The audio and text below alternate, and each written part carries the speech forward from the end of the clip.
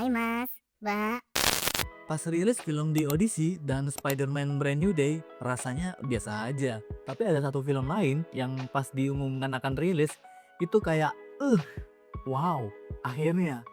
Padahal anehnya ya, ini film kita mungkin udah tahu ceritanya, udah tahu alurnya, bahkan udah tahu endingnya. Tapi tetap aja excitednya beda.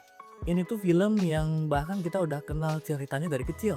Yang dulu aku pas SD, tiap Sabtu siang pulang sekolah jadi tontonan wajib di TV. Pertama kali aku ngeliat official trailer film ini, rasanya kayak ulang ke masa lalu. Ini adalah Ramayana. Bagi sebagian kita yang tumbuh di era 90-an, Ramayana yang dulu kita kenal nonton serialnya di TPI, sekarang balik dalam bentuk film layar lebar, yang bahkan disebut sebagai proyek film termahal dalam sejarah sinema India. BTW film ini nanti dibagi jadi dua part, tayang perdana pas Diwali tahun 2026 atau November tahun ini. Sedang Ramayana part 2-nya tayang di Diwali tahun 2027 tahun depan. Buat yang belum tahu, Diwali itu kayak hari lebaran buat orang India. Jadi Ramayana ini tuh kayak film libur lebaran di India sana. Film Ramayana trailernya lumayan panjang, 4 menit, dan megah betul. Gini tuh ya penampakan film India termahal produksi Sony Pictures. Kita mungkin udah tahu Rama, Sintang, Rawana, Hanuman, gimana konfliknya, dan kayak mana kisahnya berakhir. Tapi kenapa film ini worth the wait? Harus ditonton. Menurut aku sih nih ya, apa sebuah cerita yang udah kita tahu dari kecil, yang dulu kita tonton serialnya pas SD di TPI, Televisi Pendidikan Indonesia, bukan di YouTube, masih bisa membuat kita terpukau kalau dilihat lagi, kalau ditonton lagi. Ramayana sekarang dengan skala sinema modern. Nah, itu daya tarik terbesar film ini.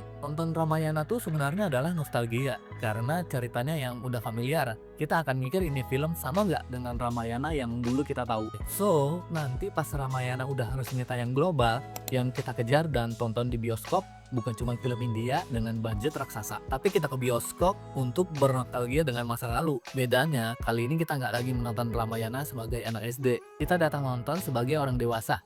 Dan mungkin itulah alasan kenapa pengumuman rilis film Ramayana kayak terasa jauh lebih spesial daripada sekedar pengumuman film-film Hollywood, karena ada film yang dibuat bukan cuma supaya kita pergi ke bioskop, tapi ada film yang dibuat memang untuk mengingat masa lalu, dan Ramayana adalah salah satunya. Tartar, dulu kamu pernah nonton serial Ramayana di TPI nggak?